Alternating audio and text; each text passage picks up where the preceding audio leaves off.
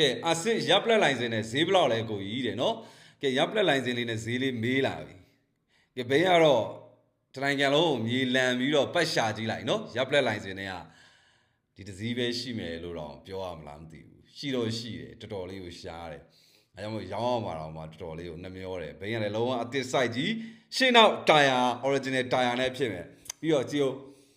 နှကမ်းမွေးနဲ့နော်ဒီမှာတွေလည်း share နော် engine ဘူးတီးပါမယ် Giro Racing car တွေပါမယ် market ဆိုလည်းလုံးဝ share နော် original 8 လေးနဲ့ Batman နောက်ပြီးအပြည့်စုံပါမယ်ကီလိုလေးက1000စွန်းလေးပဲရှိသေးတာနော်ဘယ်လုံးဝအတစ်ဆိုင်ကြီးကိုဈေးမေးလာပြီဆိုတော့ဈေးလေးမပြောခင်မှာကိုကြီးဒီဇက်ကြီးကတစ်ချက်လောက်ဆက်လေးတစ်ချက်လောက်နှိုးပြပြီမယ်နော်လုံးဝစိတ်ထွက်နေတဲ့အစစ်တကယ်ရောင်းအောင်နှမျောတယ်ဒါပေမဲ့လည်းလေနော်နှမျောလဲရောင်းပေးရမှာပဲ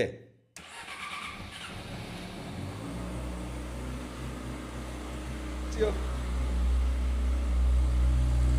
လုံးဝစိတ်ထွက်ယေထွက်နေတာမင်းဒါမျိုးတော့ကြီးတော့ရအောင်မလားမသိတော့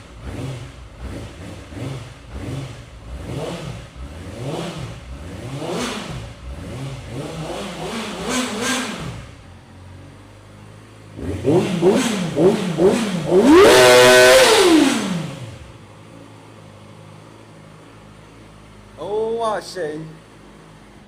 နော်ဈေးနှုန်းလေးကိုကိုကြီးဒီဇယ်ပြပြမယ်ဒီဘိန်းလေးရဲ့ဈေးနှုန်းလေးကတော့မြန်မာငွေကျပ်3615သိန်းမှာညှိနှိုင်းပြီးရောင်းချပေးတော့မှာဖြစ်ပါတယ်နော်ရပ်ပလက်လိုင်စင်ထဲမှာစီးကျင်တဲ့အာစစ်ဘိန်းလုံးဝတစ်တာမှာစီးကျင်တဲ့ညီကိုတွေပြင်ဦးလင်မြို့မှာရှိတဲ့ကိုကြီးဒီဇယ်ရေမတော်ရှော့